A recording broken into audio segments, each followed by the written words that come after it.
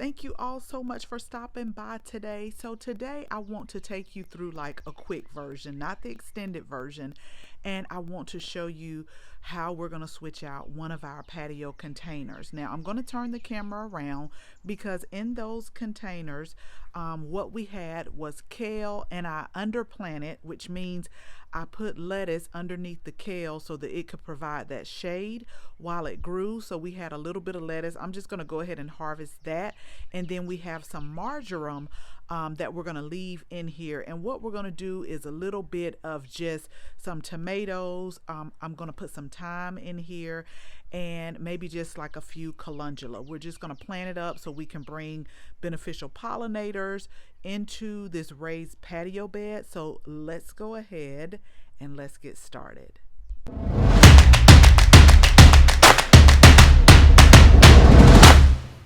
So before we change this bed out to some of our favorite summer vegetables, I wanted to just show you real quick. So we've stripped the leaves off of all the kale, and if you see it, we still got some trying to come back, but this was kale right here, and this is where I underplanted the lettuce, but I'm just going to go ahead and pull those two. This is marjoram. We're going to keep the marjoram in here, and then we're also going to add some thyme and some calendula to here as well. But I'm going to put the Oya. I will try to link the video where we purchased those this past year, or maybe late last year. It's supposed to keep the soil nice and moist, and I'm doing that until I can get my husband to run the drip. I have a drip irrigation that I bought. Is the same as what's in the new part of the garden, and I really like it.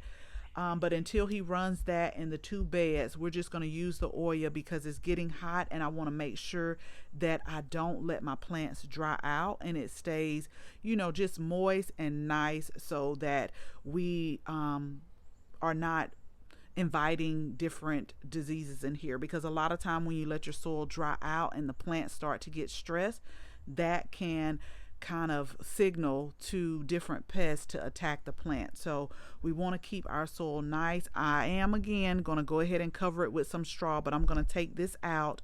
And so let me put everything down and get everything planted, and then I will come back and show you, and I'll take you along as we are switching out all of our garden beds from spring to fall. Is really fun to watch and grow. I want to move back a little bit because I don't know how long we're going to be able to keep this raised garden bed, because it looks like it's a little wobbly.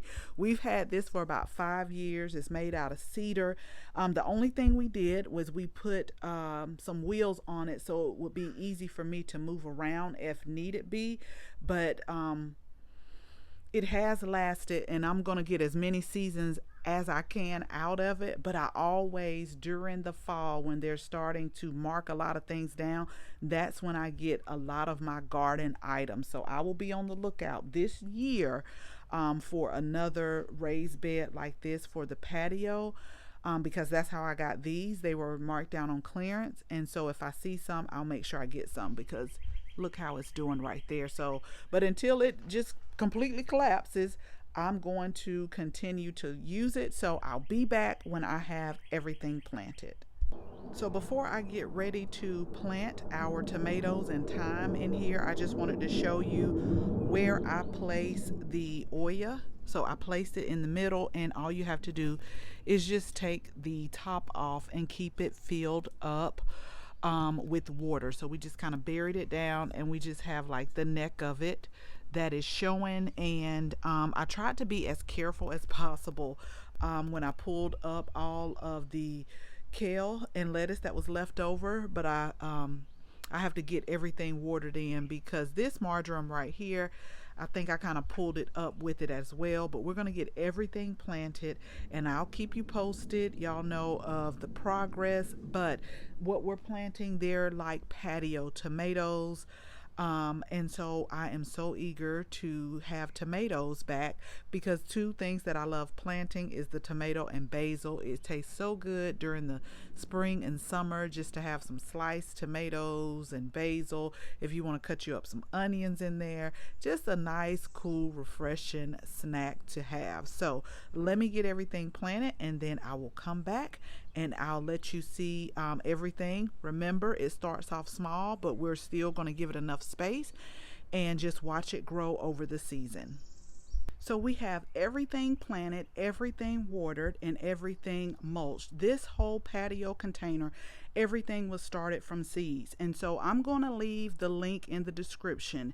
If you want to know when it starts time to start seeds for your zone and when you should start them, inside or outside, click that link and get the seed started in masterclass. This is going to clear a lot of things up for you. We've had nothing but good reviews about this, because a lot of times we can see people on social media who may stay in a different growing zone, like they're starting certain vegetables or plants or herbs, and it's not time for us in our area to start them. So if you want a clear understanding, I'm leaving the link in the bio. But what I wanted to show you also is we have 3 calendula in the back. I went a little bit light on the mulch because they're still little tiny babies, but they will get bigger over time. And then the tomato plants, we started from seed. They are by Proven Winners. I will leave the exact name. This is the patio version. They had like 3 different versions, and so this is the patio one. It doesn't get really big at all. And then the marjoram, y'all, is so fragrant. And then our thyme, y'all know I love thyme, so we planted 2 of those there because the thyme can get really big, and it's a runner as well. But I know that I use thyme a lot in my cooking, and then we can also dehydrate it as well. So this is patio container 1 down, and we filled up the oil with the water. So we'll see how that goes until we get our drip irrigation all set up on the patio. But I am really pleased with how it turned out. I'm very excited to watch them grow, very excited to get tomatoes. We have so many tomato plants that I will be putting in the ground and in the raised beds over the next few weeks. As always, thank you all so much for watching this video, and I hope you share this video with your family and your friends. If you are not a subscriber, we would absolutely love to have you as a subscriber, so make sure you tap the bell so that you can receive notification each and every time we upload a new video. Again, thank you all so much for watching, and until the next video, bye-bye.